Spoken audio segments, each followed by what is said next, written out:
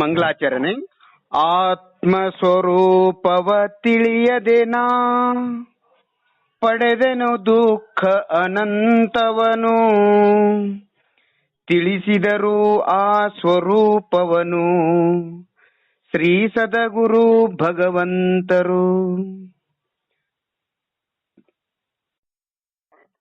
ಶಾಂತಿಯಿಂದ ಕೂತ್ಕೊಳ್ಳಿ, ಯಾವ ವಿಚಾರ ಚಿಂತೆಯೂ ಇಲ್ಲ. ಶರೀರವನ್ನು ಸಡಿಲು ಬಿಟ್ಟು, ಕೈಕಾಲುಗಳನ್ನ ಸಡಿಲು ಬಿಟ್ಟು ಶಾಂತಿಯಿಂದ ಕೂತ್ಕೊಳ್ಳಿ. ಸುಖಾಸನದಲ್ಲಿ ಕೂತ್ಕೊಳ್ಳಿ.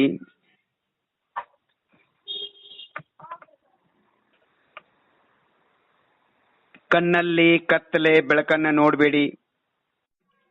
ಯಾವ ವಿಚಾರವೂ ಇಲ್ಲ, ಚಿಂತೆಯೂ ಇಲ್ಲ. ನಾನು ಶುದ್ಧ ಜಾತಿಯ ಶುದ್ಧಾತ್ಮ, ನಾನು ಶುದ್ಧ ಪರಮಾತ್ಮನಾಗಿದ್ದೇನೆ. ನನ್ನ ಸ್ವರೂಪವನ್ನು ಮರೆತು ನಾನು ಈ ಸಂಸಾರದಲ್ಲಿ ಬಂದಿದ್ದೇನೆ. ಧ್ಯಾನಾಭ್ಯಾಸ ಮಾಡುವ ಮೊದಲು 1 ನಿಮಿಷ ಒಂದು ವಿಷಯವನ್ನು ತಿಳ್ಕೋಬೇಕು. ಆತ್ಮ ಎಲ್ಲಿದ್ದಾನೆ, ಆತ್ಮನ ಸ್ವರೂಪ ಹೇಗಿದೆ, ಮತ್ತೆ ಆತ್ಮನ ಧ್ಯಾನ ಏಕಾಗ್ರ ಮಾಡುವ ವಿಧಾನ ಏನು, ಈ 3 ಪ್ರಶ್ನೆಗಳಿಗೆ ಉತ್ತರವನ್ನ ನಾವು ದಿನನಿತ್ಯ ಚಿಂತನ ಮಾಡಬೇಕು. ಮೊದಲನೇ ಪ್ರಶ್ನೆ, ಆತ್ಮ ಎಲ್ಲಿದ್ದಾನೆ? ಆತ್ಮ ನಮ್ಮ ಜಡ ಶರೀರದಲ್ಲಿ ಕೂದಲು ಮತ್ತು ಉಗುರನ್ನು ಬಿಟ್ಟು ಆಪಾದ ಮಸ್ತಕ ಅಂಗುಷ್ಟಂ ಮೊದಲಾಗಿ ನೆತ್ತಿವರೆಗಂ ಆತ್ಮ ಎಲ್ಲ ಕಡೆಗೂ ಹರಡಿದ್ದಾನೆ. ಇನ್ನ ಆತ್ಮನ ಸ್ವರೂಪ ಹೇಗಿದೆ, ಆತ್ಮ ಹೇಗಿದ್ದಾನೆ ಅಂದ್ರೆ, ಶಾಸ್ತ್ರದ ಭಾಷೆಯಲ್ಲಿ ಹೇಳುವುದಾದ್ರೆ ಜ್ಞಾನ ಸ್ವರೂಪ. ನಾವು ಅದನ್ನ ಲೌಕಿಕ ಭಾಷೆಯಲ್ಲಿ ತಿಳಿಯುವಗೋಸ್ಕರ, ಲೌಕಿಕ ಭಾಷೆಯಲ್ಲಿ ಹೇಳೋದಾದ್ರೆ ನಾನು ಎಂಬ ಅನುಭವ, ಪಾದದಿಂದ ನೆತ್ತಿವರೆಗೆ ನಾನು ಎಂಬ ಅನುಭವ, ನಾನು ಎಂಬ ಅಸ್ತಿತ್ವ, ನಾನು ಎಂಬ ಫೀಲಿಂಗು, ಅದು ಶುದ್ಧಾತ್ಮ. ಅದೇ ಶುದ್ಧಾತ್ಮನ ಸ್ವರೂಪ. ಅಂದ್ರೆ ಅಸಂಖ್ಯಾತ ಪ್ರದೇಶಗಳು ಪಾದದಿಂದ ನೆತ್ತಿವರೆಗೆ ಇವೆ. ಅವು ನಾನು ಎಂಬ ಅನುಭವ ರೂಪದಲ್ಲಿ ನಿಗೋಧದಿಂದ ಹಿಡ್ಕೊಂಡು ಸಿದ್ಧ ಪರಮೇಷ್ಠಿಯವರೆಗೆ ಎಲ್ಲರಿಗೂ ನಾನು ಎಂಬ ಅಸ್ತಿತ್ವ, ಅನುಭವ, ವೇದನೆ, ಸಂವೇದನೆ, ಅನುಭವ, ಮೈಸೂಸ್, ಎಹಸಾಸ್, ಫೀಲಿಂಗ್ ಆಗ್ತಾ ಇದೆ. ಅದೇ ಆತ್ಮನ ಸ್ವರೂಪ.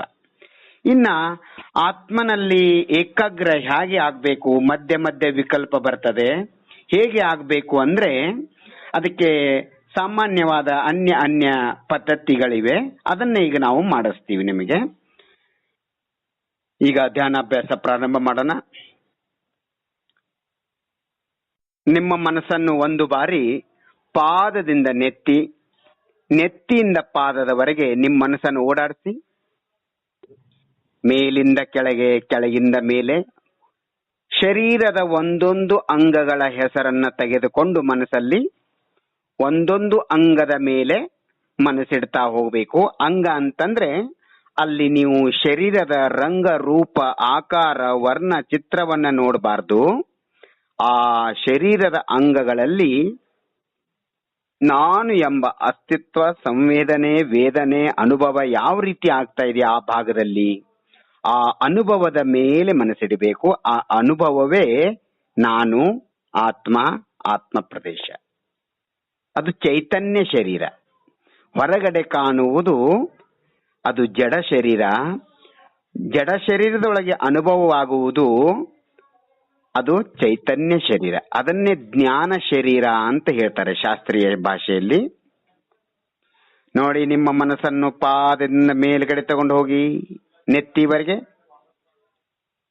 ನೆತ್ತಿಯಿಂದ ಮತ್ತೆ ಹಾಗೆ ಕೆಳಗಡೆ ಬನ್ನಿ ಪಾದದವರೆಗೆ. ಶಾಂತಿ ಶಾಂತಿ ಶಾಂತಿ ಅನುಭವ ಮಾಡಿ. ಯಾವ ವಿಚಾರ ಚಿಂತೆ ಇಲ್ಲ. ನನ್ನ ಜೊತೆಗೆ ಯಾರ ಸಂಬಂಧವೂ ಇಲ್ಲ. ಈ ಅರ್ಧ ಗಂಟೆ ಯಾರ ಜೊತೆಗೂ ನನ್ನ ಸಂಬಂಧ ಇಲ್ಲ.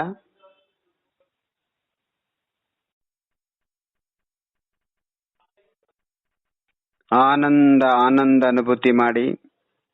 ಯಾವ ಶುಭ ವಿಕಲ್ಪವೂ ಇಲ್ಲ, ಯಾವ ಅಶುಭ ವಿಕಲ್ಪ ವಿಚಾರಗಳೂ ಇಲ್ಲ.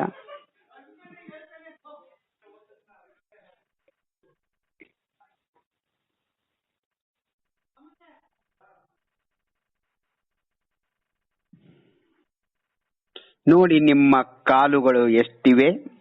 2, 3, 4 ಎಲ್ಲಿವೆ ನಿಮ್ಮ ಕಾಲುಗಳು? ಕಾಲುಗಳ ಉದ್ದ ಅಗಲ ದಪ್ಪ ನೋಡಿ. ನೋಡಿ ಅಂದ್ರೆ ಅನುಭವ ಮಾಡಿ. ನಿಮ್ಮ 2 ಕಾಲುಗಳ ಉದ್ದ ಅಗಲ ದಪ್ಪ ಸಂವೇದನೆ ಆಗ್ತಾ ಇದೆ ನೋಡಿ. ಅಲ್ಲಿ ನಾನು ಎಂಬ ಅಸ್ತಿತ್ವ, ನಾನು ಎಂಬ ಅನುಭವ, ಅದರ ಮೇಲೆ ಮನಸ್ಸಿಡಿ.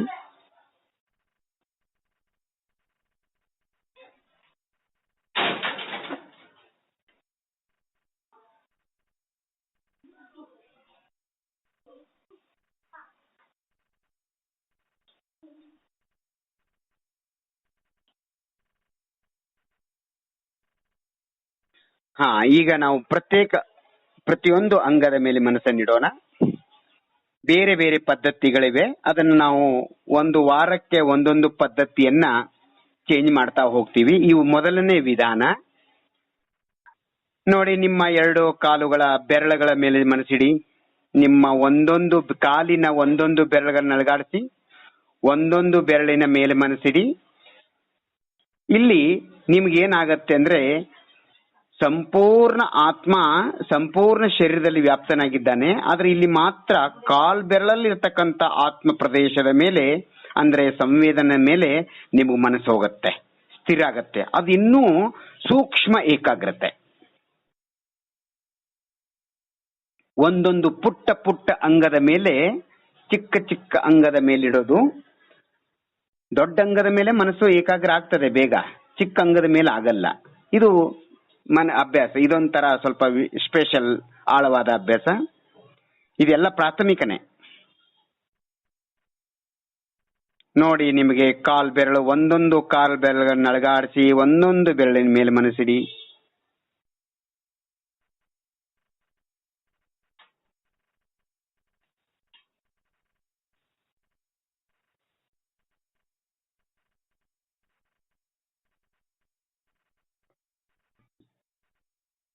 ಶಾಂತಿ ಶಾಂತಿ ಅನುಭವ ಮಾಡಿ. ನಿಮ್ಮ 2 ಕೈಗಳ ಉದ್ದ ಅಗಲ ದಪ್ಪ ನೋಡಿ. ಎಲ್ಲಿವೆ ನಿಮ್ಮ 2 ಕೈಗಳು?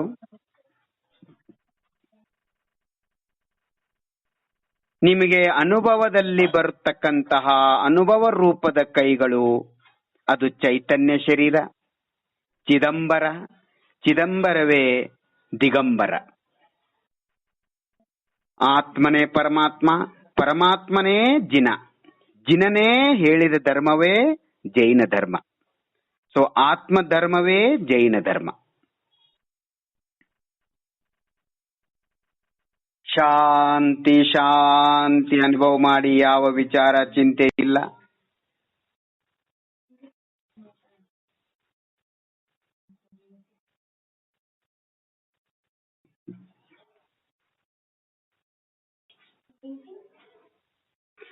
ಕೈಗಳ ಒಂದೊಂದು ಬೆರಳುಗಳನ್ನು ಅಲುಗಾಡಿಸಿ ಒಂದೊಂದು ಬೆರಳಿನ ಮೇಲೆ ಮನಸ್ಸಿಡಬೇಕು. ಆ ಬೆರಳ ಪ್ರದೇಶದಲ್ಲಿ, ಆ ಜಡ ಬೆರಳಿನ ಪ್ರದೇಶದಲ್ಲಿರುವ ಆತ್ಮನ ಪ್ರದೇಶಗಳ, ಅಂದ್ರೆ ಸಂವೇದನ ಆಗ್ತಾ ಇದೆ ಅಲ್ಲಿ. ನಾನು ಎಂಬ ಅಸ್ತಿತ್ವ, ಅನುಭವ, ಅಲ್ಲಿ ಯಾವ ರೀತಿಯ ಸಂವೇದನೆ ವೇದನೆ ಆಗ್ತಾ ಇದೆ ನೋಡಿ, ಅದರ ಮೇಲೆ ಮನಸ್ಸಿಡಿ. ಅದು ಆತ್ಮ. ಯಾಕೆಂದರೆ ನಾನು ಎಂಬ ಅಸ್ತಿತ್ವ, ನಾನು ಎಂಬ ಸಂವೇದನೆ ವೇದನೆ ಶವದಲ್ಲಿ, ಹೆಣದಲ್ಲಿ ಇರುವುದಿಲ್ಲ. ಹಾಗಾಗಿ ನಾನು ಎಂಬ ಅನುಭವ, ನಾನು ಎಂಬ ಅಸ್ತಿತ್ವ, ನಿಮಗೆ ಸಂವೇದನೆ ಅನುಭವ ಫೀಲಿಂಗ್ ಆಗ್ತಾ ಇದೆಯಲ್ಲ ಶರೀರದಲ್ಲಿ, ಅದು ಆತ್ಮ, ಶರೀರ ಅಲ್ಲ. ಅದು ಒಂದು ವೇಳೆ ಶರೀರವೇ ಆಗಿದ್ರೆ ಅದು ಹೆಣದಲ್ಲೂ ಇರಬೇಕಾಗಿತ್ತು. ಯಾಕಂದ್ರೆ ಹೆಣವೂ ಕೂಡ, ಹೆಣ ಅಲ್ಲಿ, ಶರೀರ ಅಲ್ಲಿ ಇದೆ, ಹೆಣದಲ್ಲೂ ಶರೀರ ಇದೆ. ಅಂದ್ರೆ ಹೆಣ ಅದು ಶರೀರ. ಹಾಗಾಗಿ ಅದರಲ್ಲಿ ನಾನು ಎಂಬ ಅನುಭವ ಇಲ್ಲ. ಆ ನಾನು ಎಂಬ ಅನುಭವ, ಅಸ್ತಿತ್ವ, ವೇದನೆ, ಸಂವೇದನೆ, ಅನುಭವ, ಫೀಲಿಂಗು, ಎಹಸಾಸು, ಮೆಹಸೂಸು, ಈ ಎಲ್ಲ ಭಾಷೆಗಳಲ್ಲಿ ಹೇಳ್ತಾರೆ ಇದನ್ನ, ಬೇರೆ ಬೇರೆ ಶಬ್ದಗಳಲ್ಲಿ. ಇದು ಆತ್ಮ ಇದ್ದೇ, ಶರೀರದ್ದಲ್ಲ.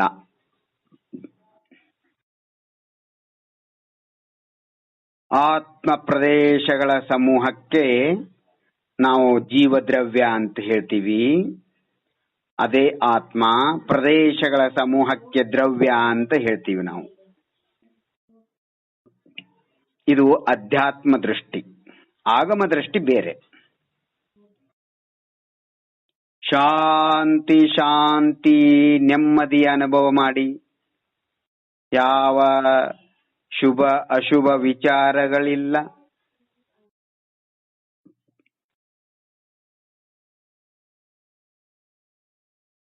ನನಗೆ ಏನೂ ಬೇಡ, ನನಗೆ ಮಾತ್ರ ಆತ್ಮ ಬೇಕು ಅಂದ್ರೆ ನನಗೆ ನಾನೇ ಬೇಕು, ನನ್ನಲ್ಲಿರುವ ಪರಮಾತ್ಮ ಶಕ್ತಿ ಬೇಕು, ನಾನು ನನ್ನ ಸುಖವನ್ನ ಅನುಭವಿಸಬೇಕು. ಪರಸುಖವನ್ನ ಅನುಭವಿಸಿ ಸಾಕಾಯ್ತು ಅನಂತ ಕಾಲದಲ್ಲಿ. ಅದಕ್ಕೆ ಇನ್ನಾದ್ರೂ ಈ ಮನುಷ್ಯ ಜನ್ಮ ಪಡೆದು ಮನುಷ್ಯ ಭಾವ ಸಿಕ್ಕಿದ್ದು ಆತ್ಮ ಸಾಧನೆಗೋಸ್ಕರ, ಮುಕ್ತಿ ಪಡೆಯುವಗೋಸ್ಕರ, ಮುಕ್ತಿಯ ತಯಾರಿ ಸಿದ್ಧತೆ ಮಾಡಿಕೊಳ್ಳೋಗೋಸ್ಕರ ಮನುಷ್ಯ ಭಾವ ಸಿಗತ್ತೆ. ನಾವು ಅದನ್ನ ಪರ ಕಾರ್ಯಗಳಲ್ಲಿ ಮಾಡ್ತಾ ಇದ್ದೀವಿ, ಶುಭ ಅಶುಭ ಕಾರ್ಯಗಳಲ್ಲಿ. ಆತ್ಮ ಧ್ಯಾನ ಅಭ್ಯಾಸ ಮಾಡುವುದೊಂದೇ ಸ್ವಕಾರ್ಯ ಜಗತ್ತಿನಲ್ಲಿ, ಇನ್ನುವುದೆಲ್ಲವೂ ಪರಕಾರ್ಯಗಳು. ಅದರಿಂದ ಏನು ಪ್ರಯೋಜನವಿಲ್ಲ. ಅದನ್ನು ನಾವು ನೀವು ಅನಂತ ಬಾರಿ ಮಾಡಿ ಆಯ್ತು, ಇನ್ನೂ ಮುಕ್ತಿಗೆ ಹೋಗಿಲ್ಲ, ಇಲ್ಲೇ ಕೂತಿದ್ದೀವಿ. ಶಾಂತಿ ಅನುಭವ ಮಾಡಿ, ನೆಮ್ಮದಿಯ ಅನುಭವ ಮಾಡಿ.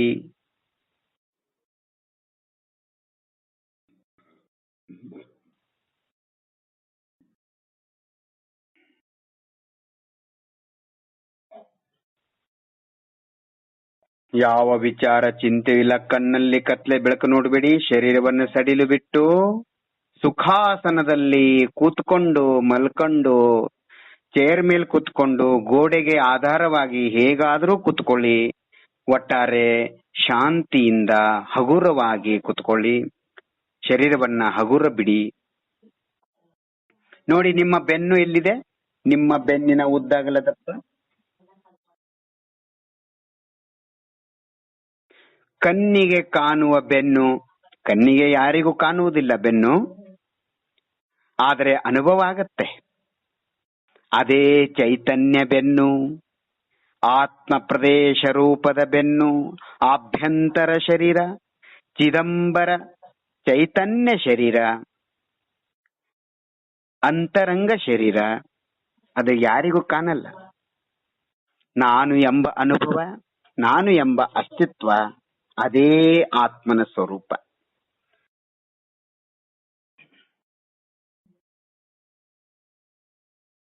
ನೋಡಿ, ನಿಮ್ಮ ಬೆನ್ನಿನ ಉದ್ದಾಗಲ ದಪ್ಪ ನಿಮ್ಮ ಕೈಗಳಿಂದ ಅಥವಾ ನಿಮ್ಮ ಮನಸ್ಸಿನಿಂದ ಬೆನ್ನಿನ ಮೇಲೆ ಕೈಯಾಡಿಸಿ, ಮನಸ್ಸಿನಿಂದ ಅಥವಾ ಕೈಯಿಂದ ಬೆನ್ನು ಸೊಂಟ ಹಿಂದ್ಗಡೆಗೆ ಬೆನ್ನಿನ ಉದ್ದಾಗಲದಪ್ಪ ವಿಸ್ತಾರ ನೋಡಿ, ಅಲ್ಲಿ ಮನಸ್ಸನ್ನು ಇಡಿ.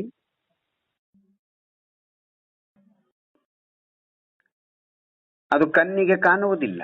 ಯಾಕೆ? ಆತ್ಮ ಅಮೂರ್ತಿಕ, ಆದರೆ ಅನುಭವ ಆಗ್ತದೆ. ಸುಗಂಧ, ಪರಿಮಳ, ಸ್ಮೆಲ್ಲು, ವಾಸನೆ ಅಮೂರ್ತಿಕ, ಆದರೆ ಅದು ನಿಮ್ಮ ಮೂಗಿಗೆ ಗೊತ್ತಾಗತ್ತೆ.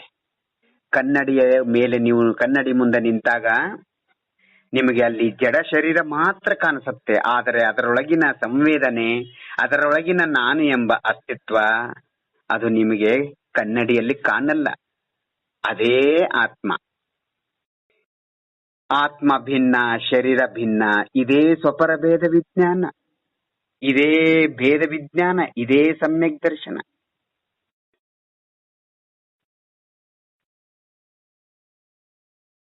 ಕಣ್ಣಿಗೆ ಕಾಣುವುದು ಶರೀರ.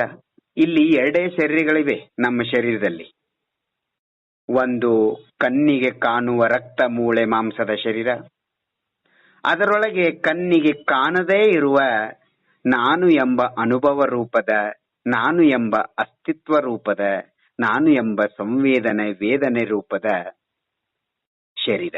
ಅದು ಚೈತನ್ಯ ಶರೀರ, ಆತ್ಮ ಪ್ರದೇಶ.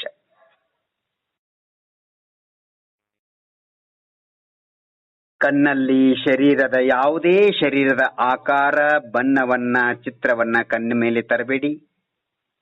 ನಾವು ಆತ್ಮ ಧ್ಯಾನ ಮಾಡ್ತಾ ಇದ್ದೀವಿ, ಶರೀರ ಧ್ಯಾನ ಅಲ್ಲ.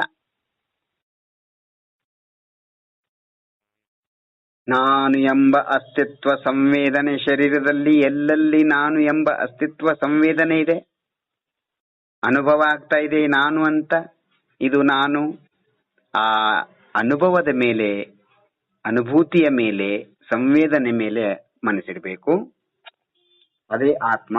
ಅದರ ಮೇಲೆ ಮನಸ್ಸಿಡುವುದೇ, ಪದೇ ಪದೇ ಮನಸ್ಸಿಡುವುದೇ ಅದೇ ಏಕಾಗ್ರಗೊಳಿಸುವ ವಿಧಾನ, ಧ್ಯಾನ ಮಾಡುವ ವಿಧಾನ. ಅದರಿಂದ ಏಕಾಗ್ರ ಚಿಂತಾ ನಿರೋಧೋ ಧ್ಯಾನಂ ಸಿದ್ಧಿಯಾಗತ್ತೆ. ಅಂದ್ರೆ ವಿಕಲ್ಪಗಳು ಬರ್ಲಿ, ಟೆನ್ಷನ್ ಮಾಡ್ಕೋಬೇಡಿ. ಆದರೆ ವಿಕಲ್ಪಗಳು ಬಂದಾಗ ನಮ್ಮ ಮನಸ್ಸನ್ನ ಮತ್ತೆ ನಮ್ಮ ಆತ್ಮ ಪ್ರದೇಶಗಳ ಮೇಲೆ, ಎಲ್ಲಿ ನಾನು ಎಂಬ ಅಸ್ತಿತ್ವ ನಿಮ್ಗೆ ಆಗ್ತಾ ಇದೆ ಪಾದದಿಂದ ನೆತ್ತಿವರೆಗೆ, ಅಲ್ಲಿ ಮನಸ್ಸಿಟ್ಟಾಗ ವಿಕಲ್ಪಗಳು ತಾನೇ ಹೋಗ್ತವೆ. ಅದಕ್ಕೆ ಯಾವ ಕಂಬದ ಮೇಲೆ, ಮೊಂಬತ್ತಿ ಮೇಲೆ, ಬಾಲ್ ಮೇಲೆ, ಯಾವ ಮೂರ್ತಿ ಮೇಲೆ ಮನಸ್ಸನ್ನಿಡುವ ಏಕಾಗ್ರತೆ ಅಲ್ಲ ಅದು. ಅದು ಆತ್ಮ ಧ್ಯಾನ ಅಲ್ಲ, ಅದು ಮೋಕ್ಷ ಮಾರ್ಗ ಅಲ್ಲ. ಆತ್ಮನೇ ಇರುವಾಗ ಬೇರೆ ಕಡೆ ಯಾಕ್ರಿ ಮನಸ್ಸಿಡಬೇಕು? ಆತ್ಮ ಇರುವಾಗ ಆತ್ಮನ ಮೇಲೆ ಇಡೀ ಮನಸ್ಸು. ನೀವೇ ತಾನೇ ಆತ್ಮ. ನೋಡಿ, ನಿಮ್ಮ ಹೊಟ್ಟೆ ಉದ್ದಾಗಲ ದಪ್ಪ, ಹೊಟ್ಟೆ ಒಳಗೆ ಹೊರಗೆ ಒಳಗೆ ಹೊರಗೆ ಹೋಗ್ತಾ ಇದೆ, ಬರ್ತಾ ಇದೆ. ಹೊಟ್ಟೆ ವಿಸ್ತಾರ, ಶಾಂತಿ ಶಾಂತಿ ಅನುಭವ ಮಾಡಿ, ಯಾವ ವಿಚಾರವೂ ಇಲ್ಲ.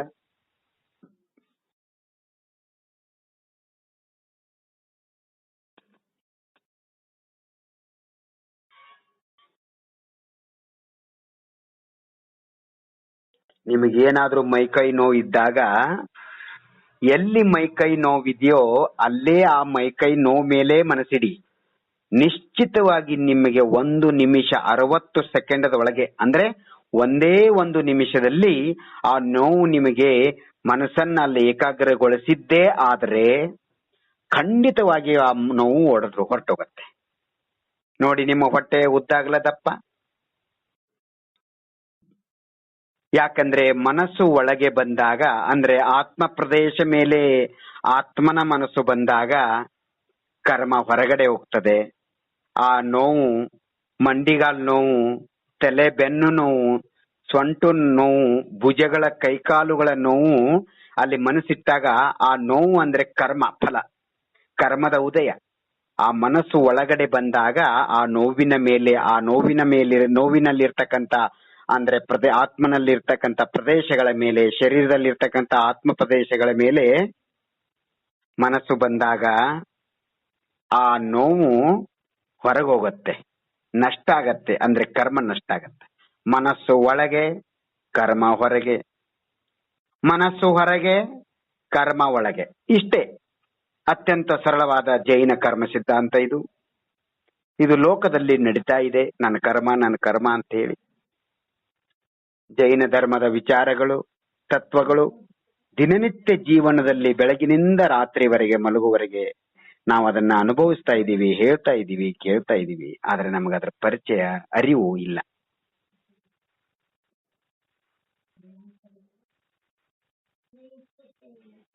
ಶಾಂತಿ ಶಾಂತಿ ಅನುಭವ ಮಾಡಿ, ಯಾವ ವಿಚಾರ ಚಿಂತೆ ಇಲ್ಲ.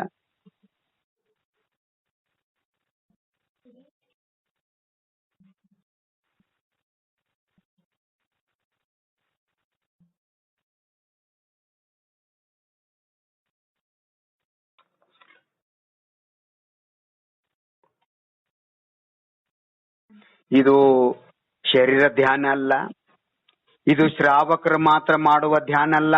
ಇದನ್ನು ಬೆಟ್ಟ ಗುಡ್ಡಗಳಲ್ಲಿ, ಗವಿಗಳಲ್ಲಿ, ಗುಹೆಗಳಲ್ಲಿ,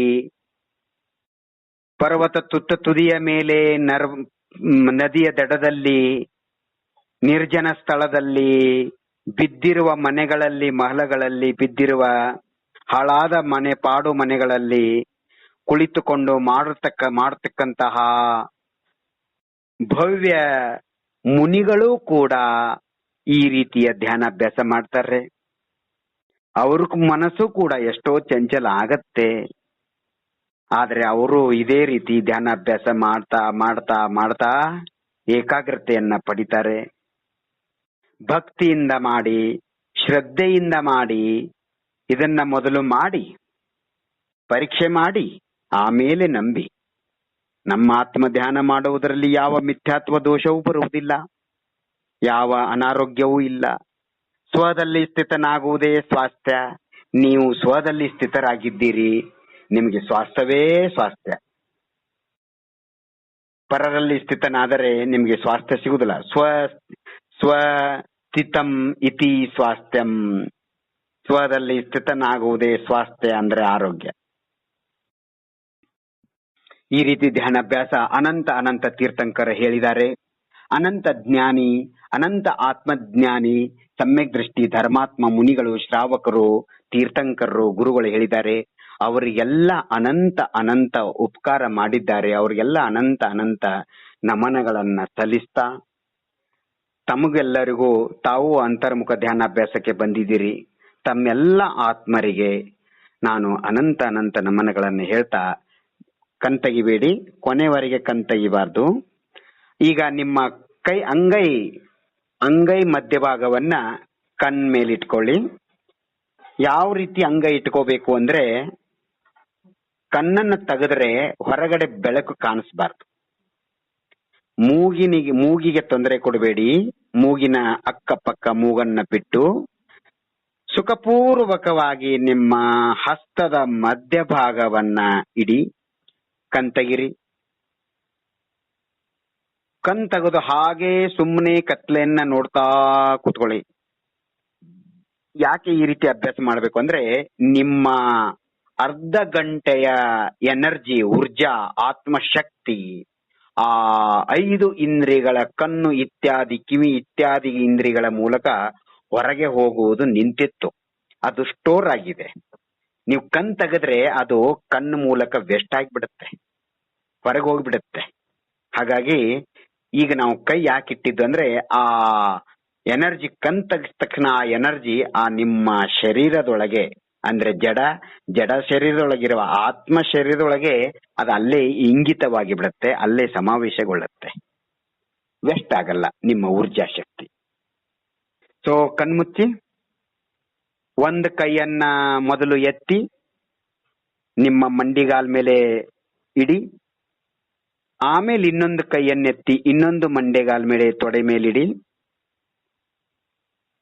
ಕಣ್ಮುಚ್ಚಿರಿ. ಈಗ ನಿಧಾನಕ್ಕಂತ ತೆಗಿರಿ. ನೋಡಿ ನಿಮ್ಮ ಜಡ ಶರೀರಗಳನ್ನ, ನಿಮ್ಮ ಇಷ್ಟೊತ್ತು ವಿಚಾರ ಮಾಡಿ. ಇಷ್ಟೊತ್ತು ನಾನು ಧ್ಯಾನಾಭ್ಯಾಸ ಮಾಡಿದೆ, ಅದರಲ್ಲಿ ನಾನು ಎಂಬ ಅನುಭವ ಬಿಟ್ರೆ, ಆನಂದ ಬಿಟ್ರೆ, ಶಾಂತಿ ನೆಮ್ಮದಿ ಬಿಟ್ರೆ, ಸುಖ ಬಿಟ್ರೆ ಅಲ್ಲಿನ್ನೇನು ನಿಮ್ಗೆ ಅನುಭವಕ್ಕೆ ಬರಲಿಲ್ಲ.